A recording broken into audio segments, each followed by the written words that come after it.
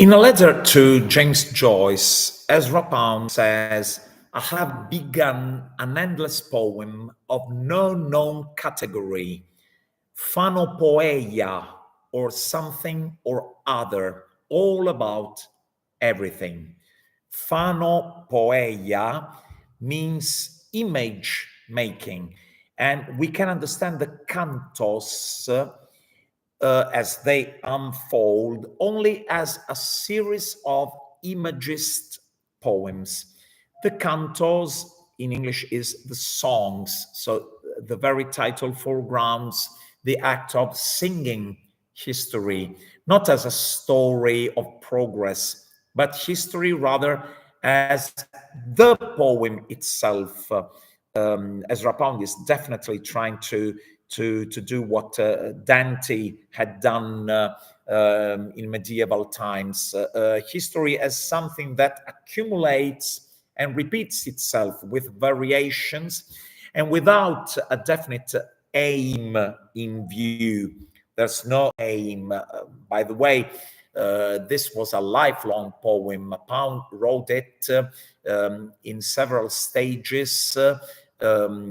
He started during fascism in Italy, then when he was in Pisa, when he was treated as a traitor of the United States for somehow appreciating fascism, and then so the Pisa Cantos, which is probably the most important, maybe the best section of the cantos, and then again in the States, again in prison, in a prison for people with mental diseases, and then again in Italy, but deprived of his personality as a free man, because he was declared as insane, basically.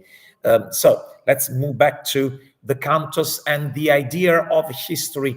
History is something that repeats itself, and in a way that can't even be completed. So the idea was to write an incomplete, a never-ending poem. What do we find in the cantos?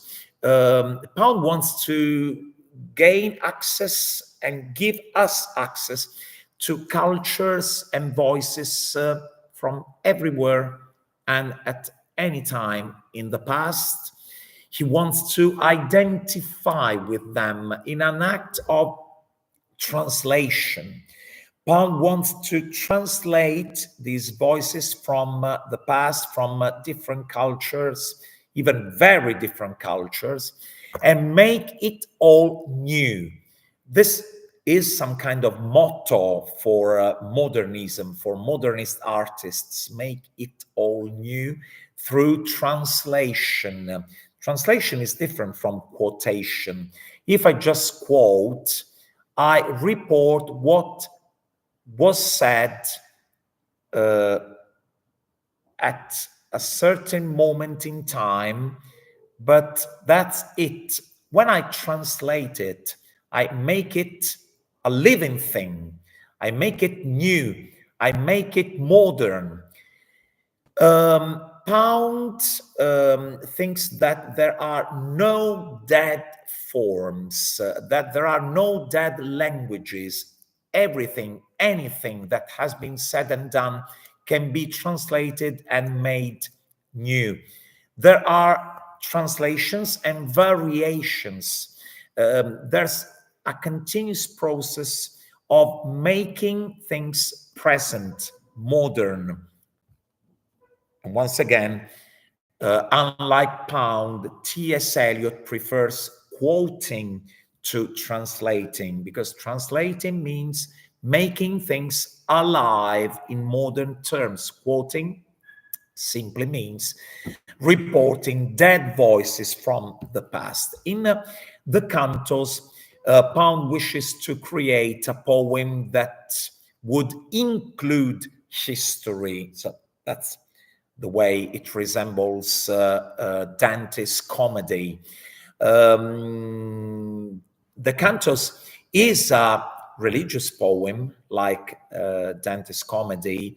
It's an account of a man's progress from the darkness of hell to the light of paradise. So from hell to paradise. Hell is darkness. Pound says there is only the darkness of ignorance. God acts through man's mind and perceptions, and God is revealed in man's intelligence, in man's ethical sense, and the thirst for perfectibility. Human beings want to be perfect. The power of love, the power to love. Pound says, amo ergo sum.